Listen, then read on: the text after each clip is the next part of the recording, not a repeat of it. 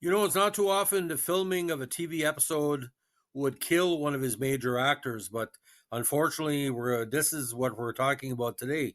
In the TZ episode of Mighty Casey, what appeared on the screen in the finished episode was not happen with the first filming of the episodes. Now, the Mighty Casey is considered one of the better comedic episodes of the Twilight Zone, but it wasn't funny what went on behind the scenes that led to the great Jack Warden replacing a certain actor who literally was dying when he filmed these scenes to play McGarry. Now, the Mighty Casey, 35th episode of the first season of Twilight Zone, June 17, 1960. His title is in a reference to the baseball poem Casey at the Bat. It originally aired on June 17, 1960 on CBS. The episode was written by Rod Serling and directed by Robert Parrish and Alvin Gasner. Now, the opening narration gives pretty well the basic plot. What you're looking at is a ghost, once alive but now deceased. Once upon a time, it was a baseball stadium that housed a major league ball club known as the Hoboken Zephyrs. Now it houses nothing but memories and a wind that stirs in the high grass of what was once an outfield. A wind that sometimes bears a faint, ghostly resemblance to the roar of the crowd that once sat there.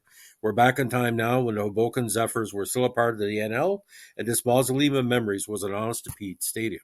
But since this is strictly a story of make-believe, it has to start this way. Once upon a time, in Hoboken, New Jersey, was tryout day.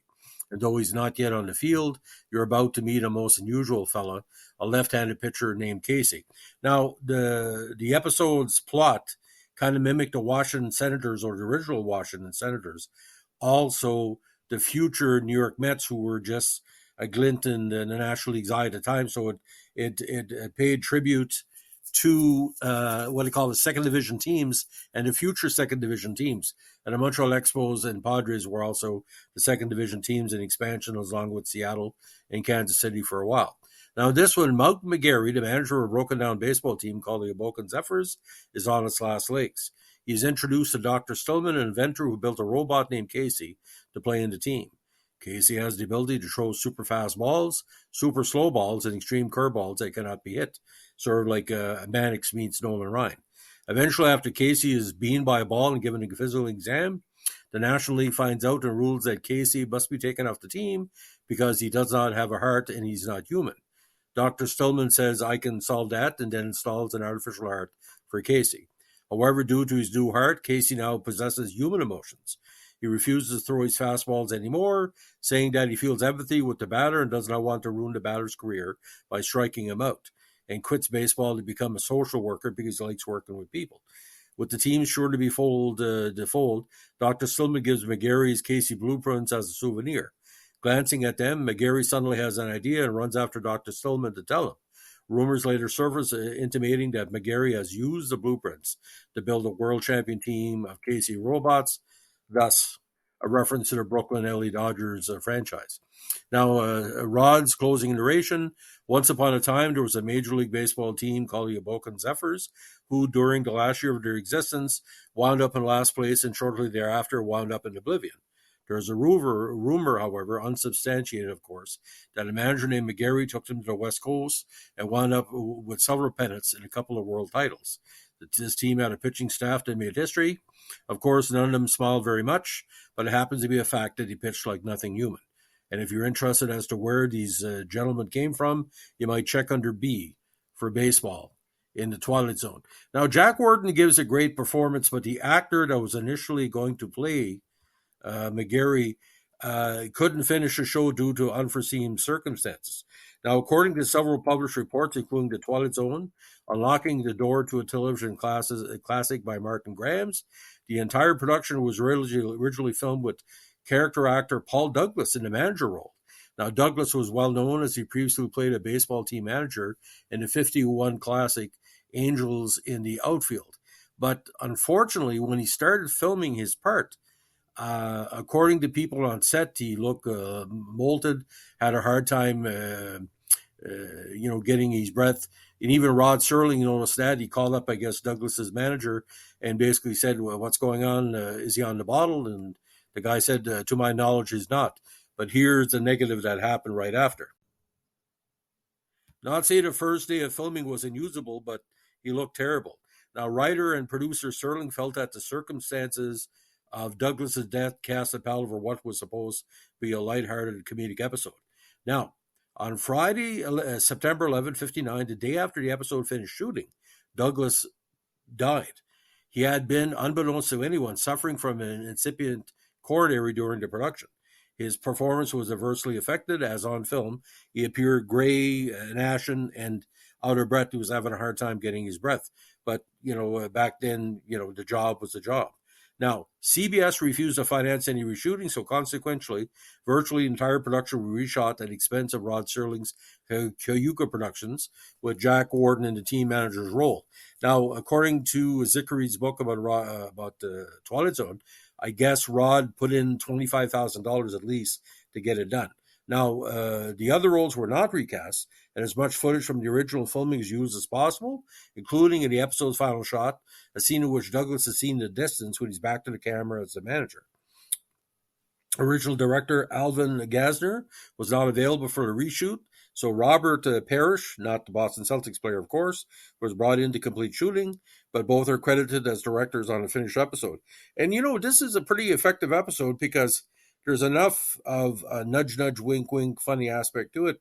And the guy who plays Casey, I didn't see any work before that, but Robert Serling, he plays it for all he's worth.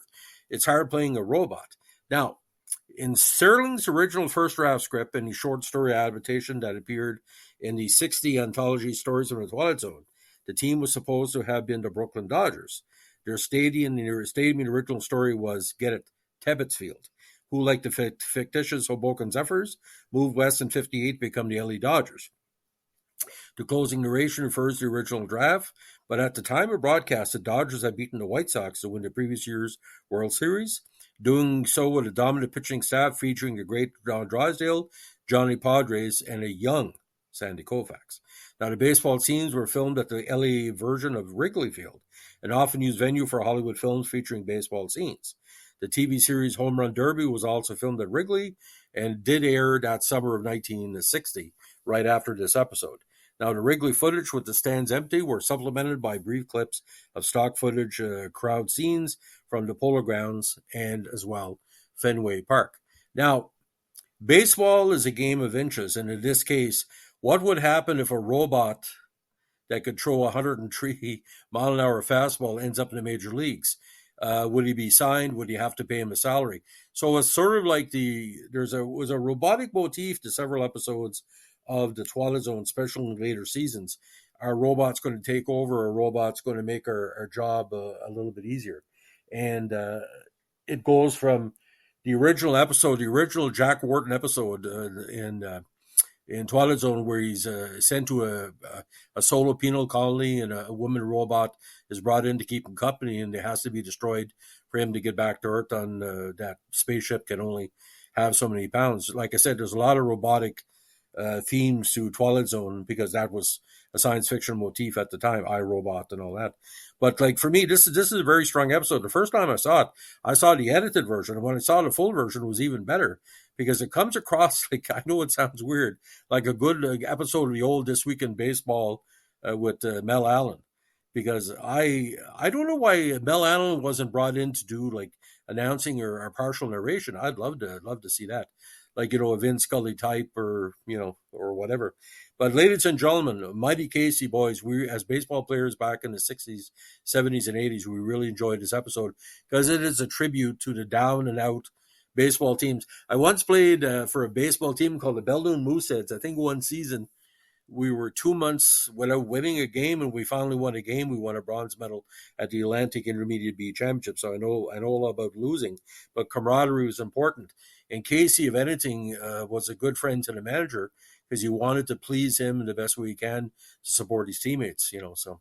But it might be Casey again, a classic of the Twilight Zone. If you like what you're doing here, with our vintage reviews of these episodes, especially the very important and the very long season 1. Let us know what a like, comment, subscribe, or share. Again, we passed 1 million hits on the channel recently with 2 million subscribers. Doesn't sound like a lot, but it's a lot to me, and we appreciate each and every one of you. Thanks for listening, and keep your stick on the ice. Have a good one. Bye.